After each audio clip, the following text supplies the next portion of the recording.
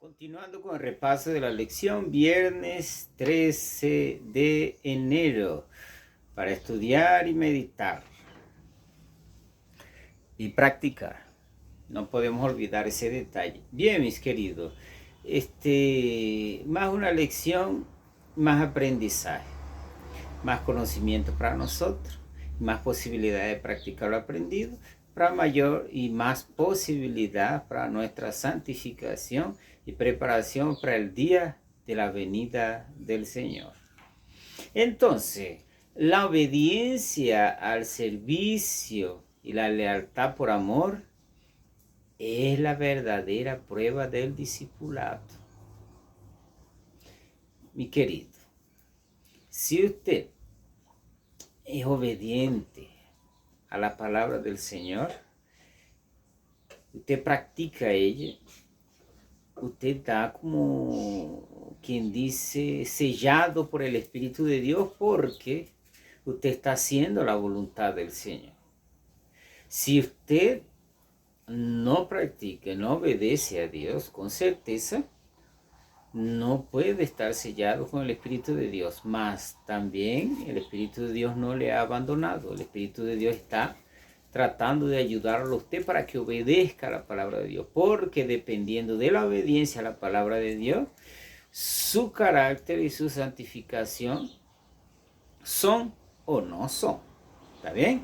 Entonces, cuando nosotros vemos la historia bíblica, en cualquier época que haya acontecido, nosotros vemos cuando el pueblo de Dios practica la benevolencia, pone en práctica los dones que Dios le da y hace buenas obras, obedece a Dios, devuelve los diezmos, las ofrendas y hace todo cuanto el Señor le pide. Nosotros vemos en la historia que el pueblo es bendecido. Más cuando el pueblo roba a Dios y hace lo contrario a la palabra de Dios, entonces vienen algunos problemas que no deberían existir en nuestra vida. Está bien, vamos a suponer que porque tú devuelves el diezmo y la ofrenda, tú no vas a ser rico o más pobre. Está bien, podemos pensar de esa manera. Más la promesa de Dios es que Él va a bendecir y bendice tu espíritu, tu conducta. ¿Por qué?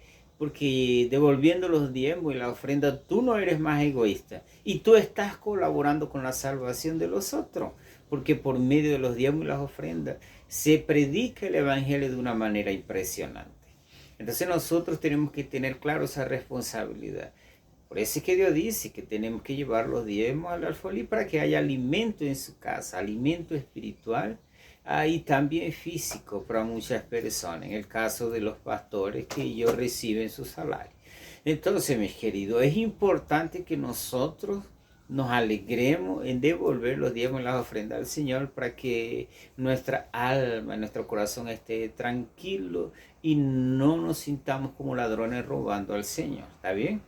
Entonces, siempre que reconocemos los derechos y la grandeza de Dios y obedecemos la palabra del Señor, el corazón de Dios se alegra y nosotros no nos sentimos como que juzgados, porque ya yo varias veces retuve el diezmo y me sentí muy mal, una situación complicada, ¿no? La persona no se siente bien, no conseguí sentirme bien, porque entiendo que estuve haciendo algo que a Dios no le agrada.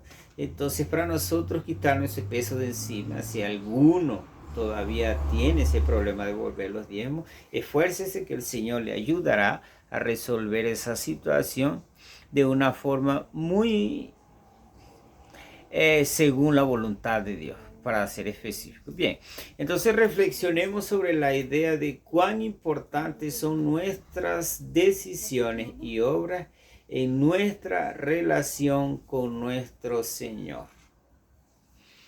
Tenemos que evaluar eso. ¿Qué es tan importante? ¿Qué tan eficiente? ¿Cuál sería una forma eficiente para no tener un buen relacionamiento con nuestro Dios? Ser obediente a su palabra. porque la palabra del Señor santifica, la palabra del Señor transforma. Mis queridos, más una semana terminó, más una lección maravillosa para nosotros. Entonces reflexionemos cuán importante es nuestro relacionamiento con Dios para nuestra vida espiritual. Que el Señor te bendiga y te guarde y no se olvide. Practique lo aprendido y nos vemos la próxima semana.